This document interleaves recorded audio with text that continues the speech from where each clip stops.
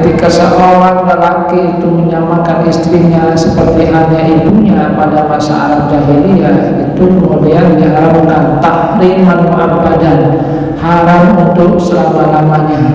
Nah ini yang kemudian diadukan oleh Khawlah binti Tha'labah, di mana Khawlah binti Tha'labah itu menyatakan, ya Rasulullah, maka kalau talaqan, tapi ya Rasulullah, suami saya itu tidak mengucapkan kata-kata talak. Wa inna ma huwa abu waladi, dia itu adalah ayah dari anak-anak saya. Wa habbun nas ilayya, dan dia juga adalah orang yang paling saya sangat cintai. Rasulullah menyatakan, harumti alaih, sudah kamu itu haram, tidak bisa lagi kembali kepada dia. Maka ketika Rasulullah SAW menyatakan seperti itu, Khawlah binti Tha'labah menyatakan, ashku ilallah faqati wajdi, ya Allah, saya mengadu kepada Allah tentang persoalan saya ini, kekeresahan saya, gundah-gulana saya, apa yang menjadi persoalan saya ini. Sehingga ketika Rasulullah SAW menyatakan harumti alaih, kamu itu sudah haram, dia katakan ashku ilallah, saya mengadu kepada Allah, saya berharap bahwasanya Allah Subhanahu wa ta'ala itu akan menurunkan satu jawaban yang bisa membuat saya tenang memecahkan persoalan ini. Sampai kemudian ternyata Allah Subhanahu wa ta'ala juga menurunkan ayat Al-Quran untuk menjawab apa yang menjadi keresahan dari Khawlah binti Tha'labah.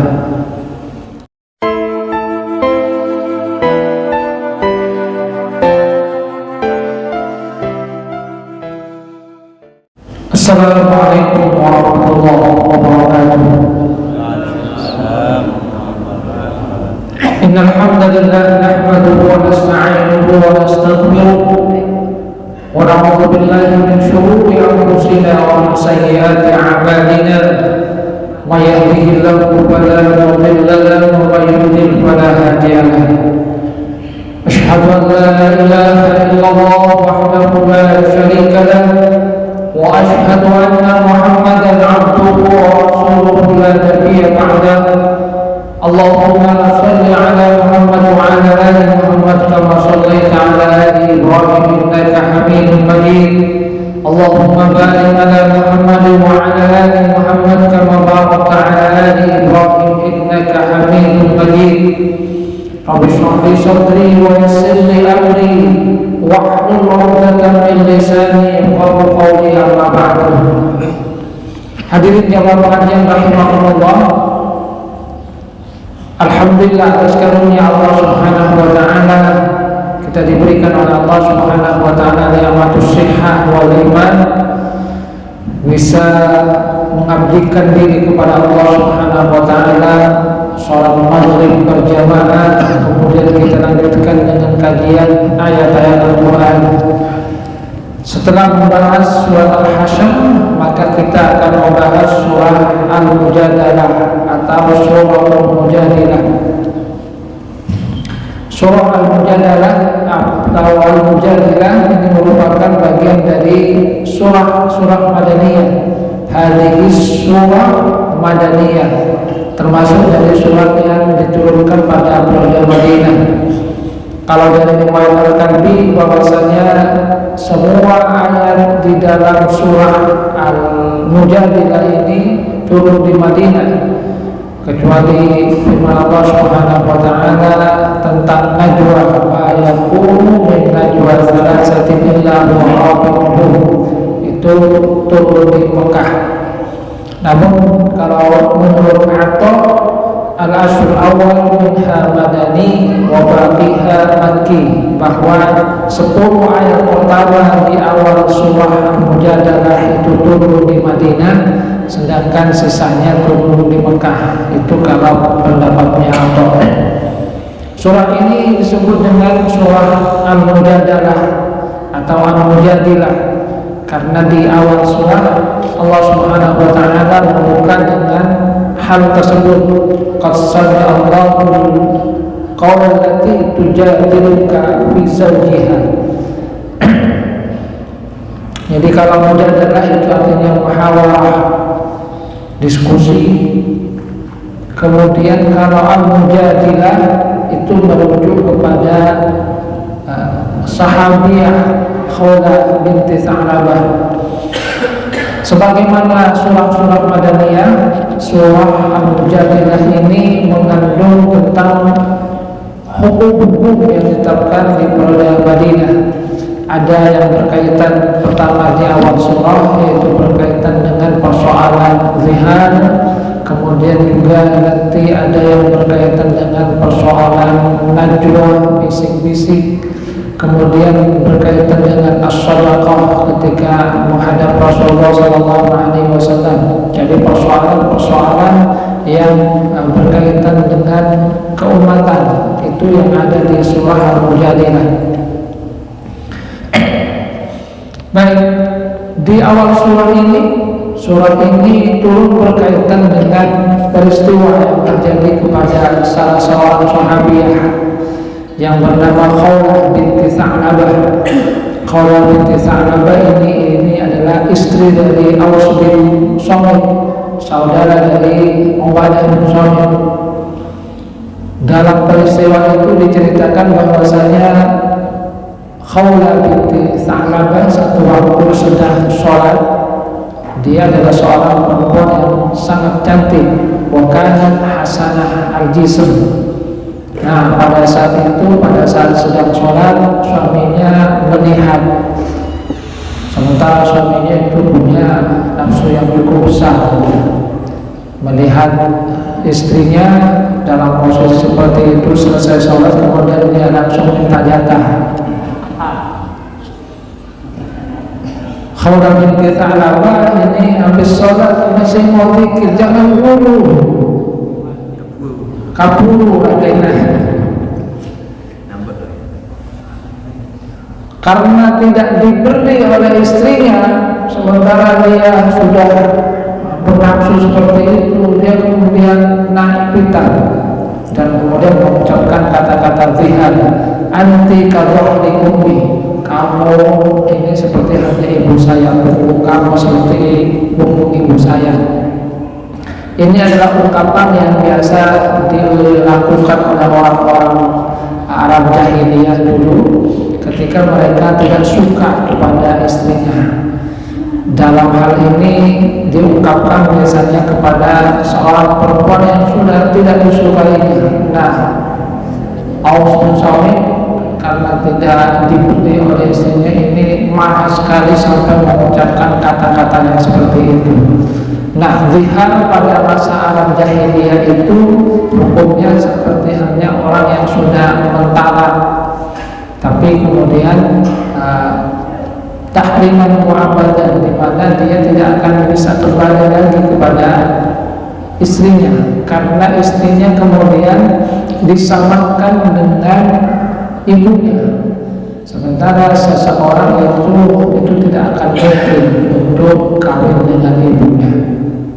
Nah, Khawlah binti Tha'labah ini ketika dizihar oleh suaminya mengadu kepada Rasulullah SAW, karena bagaimanapun dia sesungguhnya masih sayang juga kepada suaminya, dan dia juga mempunyai anak-anak yang masih kecil, yang itu ada tanggungan dari suami. Kalau kemudian berpisah, dia sangat kasihan juga kepada anak-anaknya. Fa'atat Rasulullah SAW, maka Khawlah binti Tha'labah ini mendatangi Rasulullah SAW.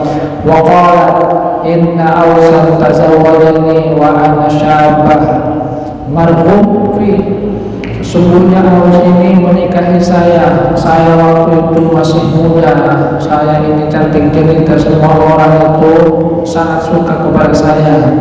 Falamma qala sinni wa kathura waladi ja'alani ka ummi. Tapi sekarang ketika saya sudah tua seperti ini, sudah punya banyak anak, kok saya sudah disamakan seperti hanya ibunya, dilihat.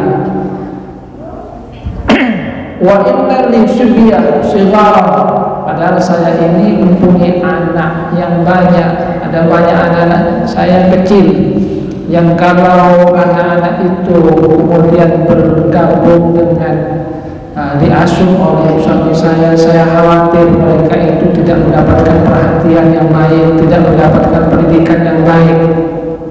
Tapi kalau bersama dengan saya khawatir mereka itu akan kekurangan dalam masalah nafkah, karena dia sadar bahwasanya dirinya itu tidak bisa untuk menjadi nafkah.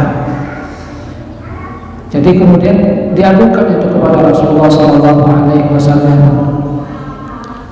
Maka dalam hal ini kemudian ada dua riwayat yang dijadikan. Dalam riwayat bahwasanya pertama Rasulullah SAW menyatakan ma'indi fi amrika syai', saya belum punya jawaban untuk perkara kamu.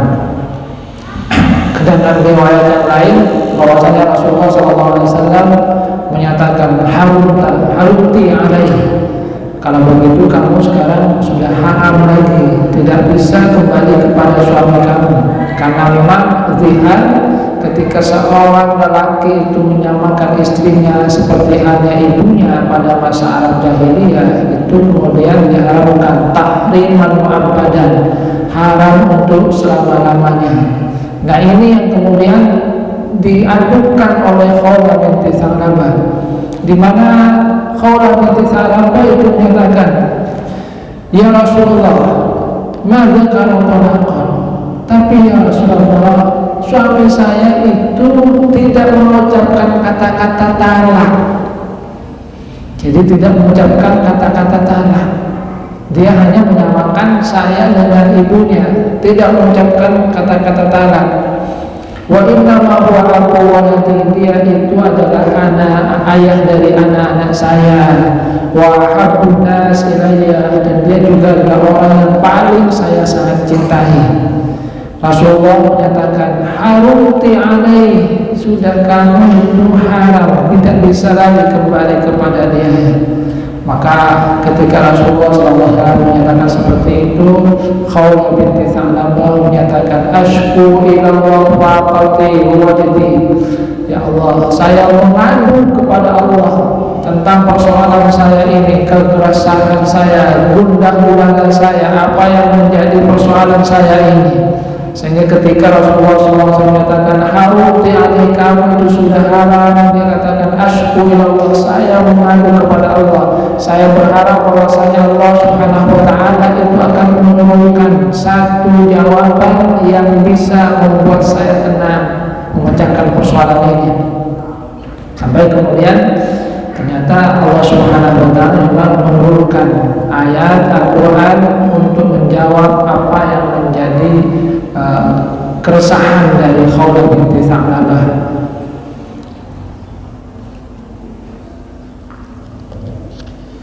Maka kemudian Rasulullah SAW memanggil suaminya. Jadi turunlah ayat-ayat di awal surah Al-Mujadilah atau Al-Mujadilah ini. Rasulullah SAW kemudian memanggil suaminya, jadi memanggil Aus bin Samit. Beliau katakan, mahamluka ala ma su'ata, apa yang membuat kamu untuk melakukan tadi, melakukan zihar? Kata Aus bin Samit, asyaitan fahal min rukhsah, tidak ada yang Rasul, itu hanya saya karena marah terbunuh oleh syaitan, maka saya mengucapkan kata-kata itu. Sebetulnya dia sendiri sudah merasa menyesal karena mengucapkan kata-kata itu, yang di dalam tradisi Arab jahiliyah itu sudah pasti akan berpisah dengan istrinya, tidak akan bisa kembali lagi. Dalam tradisi Arab jahiliyah itu adalah talak yang paling kejam. Kenapa dikatakan paling kejam? Karena kalau talak biasa itu memungkinkan untuk kembali rujuk, sementara kalau zihar itu dalam tradisi Arab jahiliyah adalah talak yang tidak memungkinkan suami itu kembali lagi kepada istri yang dicerainya, karena dia kemudian menyamakan istrinya dengan ibunya, sementara seseorang itu tidak mungkin untuk menikahi ibunya. Yang artinya kalau sudah menyamakan istrinya dengan ibunya, maka dia selama-selamanya tidak akan bisa kembali lagi dengan istrinya yang dia samakan dengan ibunya. Maka turunlah ayat-ayat di dalam Al-Quran yang memberikan keringanan kepada Khawlah binti Tha'labah dan Awas bin Shamit. Firman Allah Subhanahu wa ta'ala, a'udzubillahi minasyaitonir rajim. Qad sami'a Allahu qawla allati tujadiluka fi zawjiha wa tashtaki ila Allah. Allahu yasma'u tahawwuraha, innallaha sami'un basir. Sungguh Allah telah mendengar perkataan seseorang yang mendebat kamu, berdiskusi dengan kamu fi zawjiha, tentang persoalan suaminya, wa tashtaki ila Allah, dan dia mengadu kepada Allah. Allahu yasma'u tahawwuraha, dan sungguh Allah mendengar percakapan antara kamu berdua. Innallaha sami'un basir, sungguhnya Allah itu Maha mendengar lagi Maha melihat. Jadi di dalam ayat ini kita akan melihat bagaimana Allah Subhanahu wa ta'ala itu langsung menjawab aduan dari seorang hambanya yang di dalam hal ini dia merasa sudah tidak punya sandaran lagi kecuali kepada Allah Subhanahu wa ta'ala.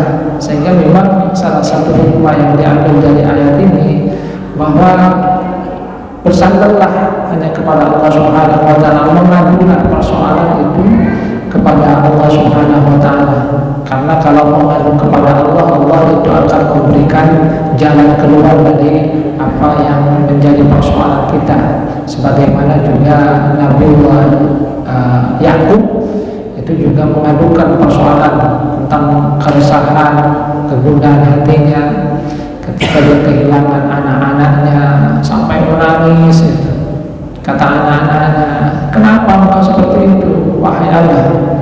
Kata Nabi Yakub, innama ashku basti wa huzni Allah, saya hanya mengadukan keresahan, kesedihan, kegundahan hati saya itu kepada Allah.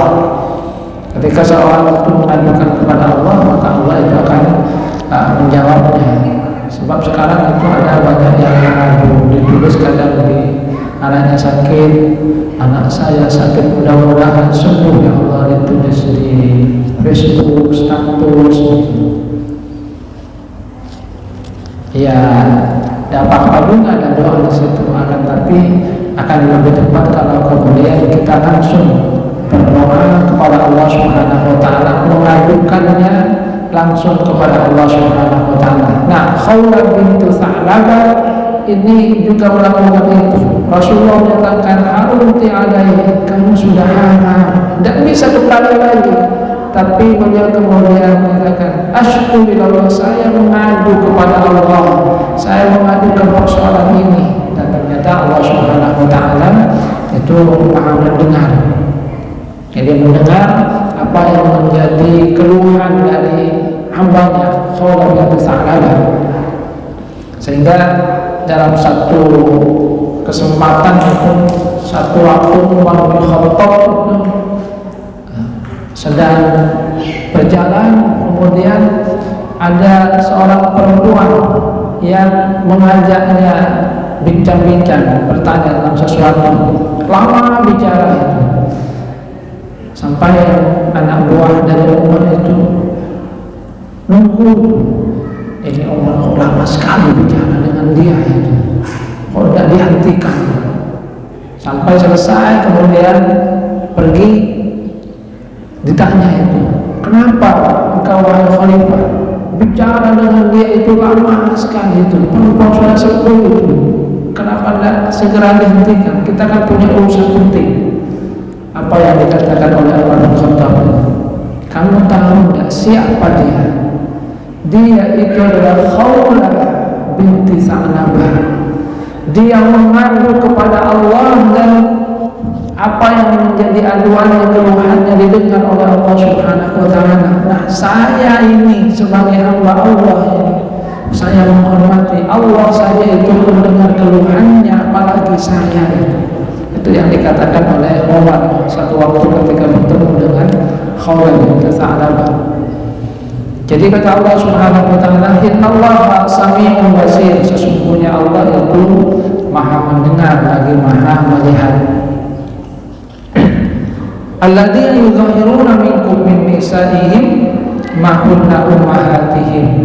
Allah Subhanahu wa taala kemudian menegaskan bahwa mereka yang menzihar istrinya, siapa yang menzihar dari kalian itu dari istrinya min nisa'ihim ma kunna ummahatihim, maka sesungguhnya istri-istrinya itu bukanlah ibu-ibu mereka. In ummahatuhum illallati waladnahum, karena sesungguhnya ibu mereka itu adalah yang melahirkan mereka. Wa innakum layaquluna muqarrabal qawli wa zura, sesungguhnya mereka itu mengucapkan kata-kata mungkar dan kata-kata dusta. Wa innallaha la'afurun ghafur. Akan tapi Allah Subhanahu wa taala menegaskan bahwa sesungguhnya Allah itu maha pengampun, pemberi maaf, dan juga maha pemberi ampun. Jadi di dalam ayat ini kemudian Allah Subhanahu wa taala menegaskan bahwa ungkapan yang diucapkan oleh orang-orang yang biasa mengucapkan pada masa Arab jahiliyah, anti kadhali bumi, menyamakan istrinya dengan ibunya, itu adalah ungkapan yang sesungguhnya tidak benar. Karena istri itu bukanlah ibu, ibu itu bukanlah istri. Ibu itu adalah yang melahirkan mereka, sementara istri adalah yang melahirkan anak-anaknya. Maka Allah Subhanahu wa taala menegaskan bahwa perkataan itu adalah perkataan mungkar, jadi dosa besar. Sehingga dalam hal ini kemudian ada hukum yang berbeda yang ditetapkan oleh Allah Subhanahu wa taala berkaitan dengan zihar. Jadi kalau zihar pada masa Arab jahiliyah itu adalah salah satu bentuk talak yang paling kejam, maka di dalam hukum Islam di sini kemudian Allah Subhanahu wa taala menegaskan bahwa bukan talak, akan tapi merupakan bagian dari dosa besar. Jadi karena ini merupakan dosa besar, maka kemudian Allah Subhanahu wa taala memberikan ketentuan berupa kafarah. Jadi yang tadinya adalah tahriman mu'abbadan, diharamkan selama-lamanya pada masa Arab jahiliyah, dan itu yang kemudian diputuskan sebelumnya oleh Rasulullah SAW, kamu sudah haram, tidak bisa lagi kembali kepada suami kamu. Tapi kemudian terus asyku ya Allah, saya mengadu kepada Allah, saya adukan masalah ini kepada Allah, karena masa sudah buntu. Rasulullah menyatakan bahwasanya dirinya itu tidak bisa kembali kepada suaminya. Tapi dia katakan, suami saya tidak mentalak saya, tidak mengucapkan kata-kata talak. Cuma memang dalam tradisi Arab jahiliyah itu adalah satu bentuk talak yang paling kejam, karena tidak akan kembali lagi. Tahrim mu'abbadah, diharamkan selama-lamanya. Maka dalam hal ini kemudian diubah. Ketentuan yang diberikan oleh agama itu adalah tahrim mu'abbadah, haram sementara sampai dia mengeluarkan kafarah. Jadi kata Allah Subhanahu wa taala, itu bagian dari dosa besar. Akan tetapi Allah menyatakan bahwa Allah itu maha memberi maaf, Allah itu maha memberi ampun. Artinya bagi mereka yang mau untuk bertaubat dari dosa besar ini, maka Allah Subhanahu wa taala akan memberikan ampunannya, akan memberikan maaf.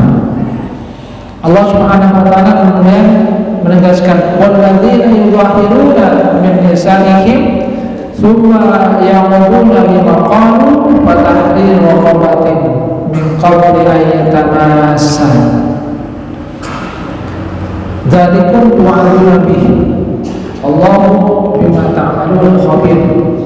Faman lam yajid fasiyamu syahrayn wa tatabi'ain min qabli an yatamassa faman lam yastati fa it'amu sittina miskina dzalika litu'minu billahi wa rasulih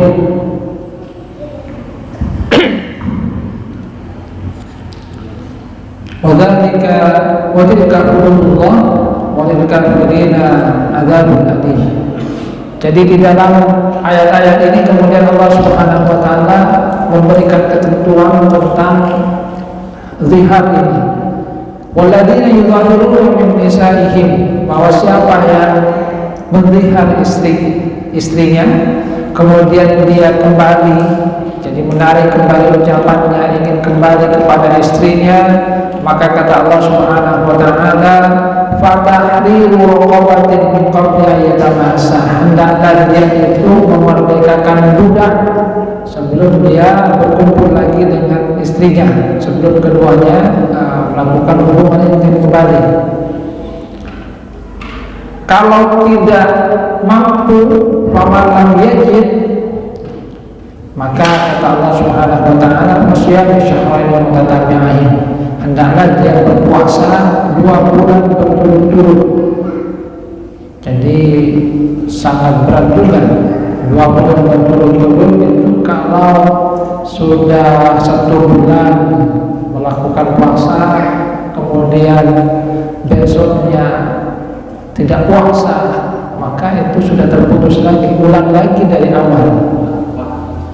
Jadi 2 bulan berturut-turut terus menerus tanpa putus. Ningkong di ayat masa sebelum keduanya berkumpul. Faman lam yastati, siapa yang tidak mampu, tidak bisa fat'amu sittina miskinan, maka hendaklah dia memberikan makan kepada 60 orang miskin. Jadi yang tadinya diharamkan selama-lamanya tahriman mu'abbadan, maka kemudian menjadi tahriman mu'aqqatan, haram sementara sampai dia mengeluarkan kafarah. Kalau sudah mengeluarkan kafarah boleh untuk kembali. Nah, kafarahnya pertama adalah memerdekakan budak. Dan ini memang bagian dari semangat di dalam agama Islam, bahwasanya Islam itu sebetulnya ingin menghapuskan perbudakan. Salah satunya adalah dengan terus memerdekakan budak, Kita akan mendapatkan bahwa banyak dari kafarah yang berkaitan dengan memerdekakan budak ini.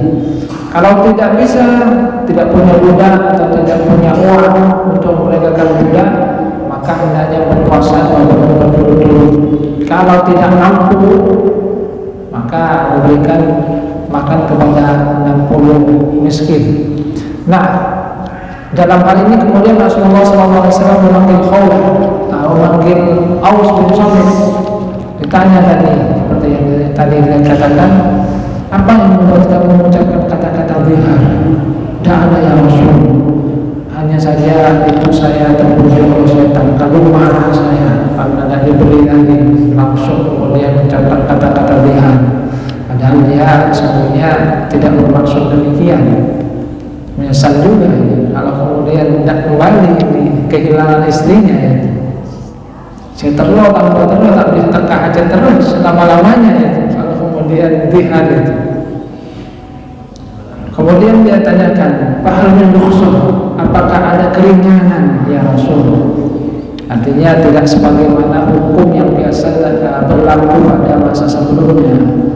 Maka kata Rasulullah SAW, na'am, ya ada keringanan yang telah diturunkan oleh Allah Subhanahu wa taala. Kemudian Rasulullah membacakan ayat-ayat di awal surah dari Al-Mujadalah ini.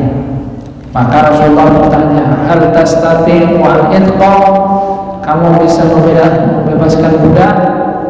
Kata Aus, la Allah, tidak ada ya Rasul, tak kuat, tak punya uang, tak punya budak. Maka kemudian Rasulullah SAW bertanya lagi, hal tastati'u shaum, ya kalau begitu, kalau kamu tak bisa membebaskan budak, mampu tak kamu berpuasa 2 bulan berturut-turut? Kembali kemudian Aus bin Samit menjawab, la Allah, tak bisa, tak kuat ya Rasul. Laula anni akul fil yawm marratan aw marrataini lakalla basari wa la dhanantu anni amut. Seandainya saya ini tidak makan sehari 1 kali atau 2 kali, Ini penglihatan saya itu sudah langsung berpunang-punang ya Rasul. Bahkan saya sepertinya mau mati.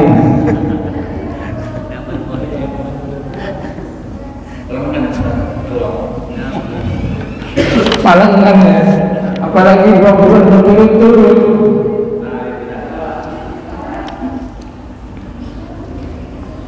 Kemudian Rasulullah kembali bertanya, karena tidak mampu puasa tadi. Kalau saya tidak makan sekali, sehari sekali atau 2 kali, penglihatan langsung hilang. Mau mati. Faqala lahu hal tastati'u an tut'ima sittina miskinan? Kalau begitu kamu bisa enggak memberikan makan 60 orang miskin? Kembali dia katakan, la Allah ya Rasul. Tak kuat juga, tak ada ya Rasul. Illa antu'inani minka bisadaqah, kecuali engkau mau bantu ya Rasul.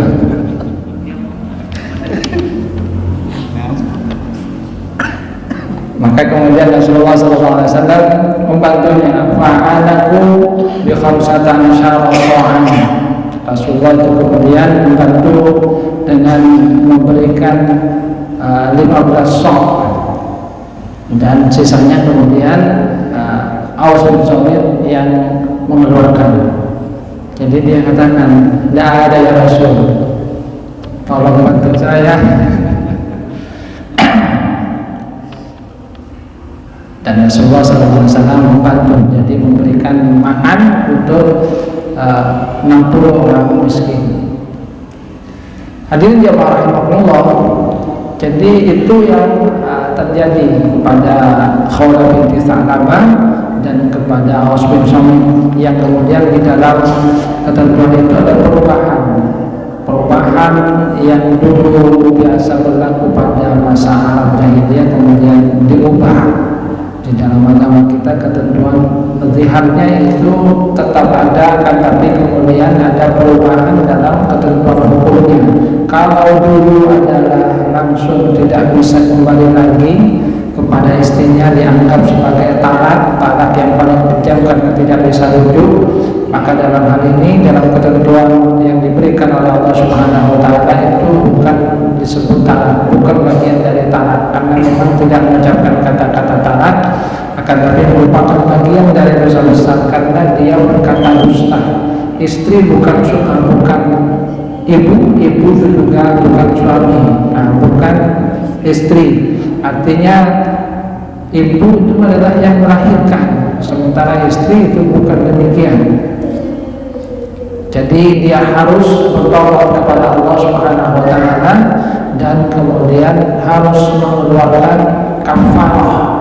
Jadi kafarah supaya bisa kembali taubat atas perbuatannya yang melakukan zihar, kata-kata dusta itu. Sedangkan kafarah adalah supaya dia bisa kembali lagi kepada istrinya. Itu yang kemudian diberikan ketentuan oleh Allah Subhanahu wa taala. Hadirin yang rahmatullah. Nah, di dalam persoalan zihar ini ada beberapa hal yang kemudian juga dikatakan oleh para ulama. Yang pertama adalah tentang zihar itu sendiri. Jadi zihar di dalam ayat-ayat ini, saya kutip apa yang ditulis oleh Alimah Fakhruddin Ar-Razi, bahwa ada beberapa hikmah pertama yang bisa diambil dari peristiwa ini. Anna hadhihi al-waqi'ah tadullu ala anna man inqata'a rajahu 'anil khalqi wa lam yabqa lahu fi muhimmihi ahadun siwa al-khaliq kafahullahu dzalikal muhim. Jadi siapa yang sudah terputus harapannya kepada makhluk, tidak ada satupun yang kemudian bisa dia harapkan untuk memenuhi hajatnya, maka sesungguhnya cukup bagi dirinya Allah Subhanahu wa taala. Jadi cukup, karena di dalam ayat ini Allah Subhanahu wa taala menegaskan di awal surah, qad sami Allah Allah itu sungguh telah mendengarkan apa yang menjadi keluhan dari Khawla binti Tha'labah. Jadi berlindunglah, memohonlah kepada Allah Subhanahu wa taala. Kemudian hal-hal yang berkaitan dengan fikih juga di situ dibahas bagaimana dan apa makna zihar itu. Zihar itu ada yang menyatakan dari kata dhahrun. Dhahrun itu adalah punggung. Jadi menyamakan punggung istri itu dengan punggung ibu. Artinya kemudian menyamakan istrinya dengan ibu. Tapi ada juga yang menyatakan bahwasanya makna dhahrun di situ itu bukan dari kata punggung, akan tapi menunjukkan satu kedudukan yang tinggi. Jadi kedudukan yang tinggi di mana suami itu ada di atas istrinya, sehingga dalam hal ini sama juga sesungguhnya bahwa dia tetap menyamakan istrinya dengan ibu, karena ibu itu punya kedudukan tinggi di hadapan seorang lelaki, seorang anak. Kemudian kalau yang diungkapkan itu adalah hal yang lain, misalnya bukan punggung, misalnya tangan atau mata, maka dalam hal ini ada beberapa pandangan di kalangan ulama. Ada yang menyatakan kalau itu adalah bagian yang bisa dilihat, maka itu tidak termasuk dalam bagian zihar. Tangan kamu seperti tangan ibu saya, maka itu tidak termasuk zihar. Mata kamu seperti mata ibu saya. Tapi kalau itu adalah bagian yang tidak boleh dilihat, maka itu termasuk bagian dari zihar. Tapi ada yang menyatakan ya yang di dalam ayat itu adalah dhahrun, maka ya tetap dhahrun. Bagaimana kalau diungkapkan dengan selain dari ibu? Misalnya saudara perempuan, bibi. Sebagian menyatakan kalau itu adalah orang-orang yang haram dinikahi, seperti halnya saudara perempuannya, bibinya, maka juga termasuk ke dalam bagian zihar, karena kemudian menyamakan istri dengan orang yang tidak bisa dia nikahi selama-lamanya. Walaupun sebagian menyatakan bahwa di dalam hal ini hanya ibu saja, tapi sebagian yang lain menyatakan bahwa kalau yang disebutkan itu adalah perempuan-perempuan yang haram dinikahi, seperti halnya saudara perempuannya, bibinya, atau ibu susuannya, saudara sesusuan, yang pasti yang termasuk muharramat, yang haram bagi dirinya untuk dinikahi, maka ia tetap termasuk bagian dari zihar. Namun apapun itu, sesungguhnya yang disyaratkan oleh Allah Subhanahu wa taala di dalam ayat ini adalah bahwa hal yang seperti itu adalah perbuatan atau perbuatan yang tidak baik, perkataan dusta. Ini perkataan dusta karena apa? Karena memang istri bukanlah ibu, ibu itu bukanlah istri, sehingga jangan sampai disamakan keduanya. Yang di dalam ayat-ayat yang lain itu kemudian juga dikaitkan dengan anak angkat itu, anak angkat yang kemudian disebut dengan anak sendiri, yang di situ sama-sama juga ada persamaannya, yaitu menutupi fakta yang sebenarnya. Anak angkat ya anak angkat, bukan anak kandung, sehingga harus diperjelas bahwa ini adalah anak angkat, ini bukan anak kandung. Anak kandung ya anak kandung, anak angkat sama dengan zihar ini. Istri ya istri, ibu itu adalah ibu. Keduanya berbeda, keduanya adalah mempunyai kedudukan yang berbeda dan hukum yang berbeda juga. Namun hal yang harus kemudian kita ambil iktibar di sini, bahwasanya Allah Subhanahu wa taala itu Maha mendengar apa yang menjadi keresahan dari hambanya, dan Allah Subhanahu wa taala menegaskan innallaha la'afun, bahwasanya Allah itu Allah subhanahu wa ta'ala itu maha pemaaf lagi maha pengampun. Artinya walaupun melakukan dosa besar seperti itu, tapi ternyata Allah subhanahu wa ta'ala tetap membuka pintu maafnya, memberikan jalan keluar sehingga bisa kembali untuk berkumpul, tidak seperti halnya yang pernah terjadi pada Arab jahiliyah, yang mereka tidak bisa lagi bersama, tidak lagi kemudian bisa berkumpul kembali. Hadirin jemaah Allah, ini yang bisa kita bahas pada kesempatan kali ini. Jadi di antara inti pembahasannya, Allah itu maha mendengar semua keluhan kita. Maka kata Al-Imam Al-Razi, kalau sudah terputus dengan hamba, maka hanya kepada Allah subhanahu wa ta'ala. Allah itu tidak akan pernah kemudian memutus harapan kita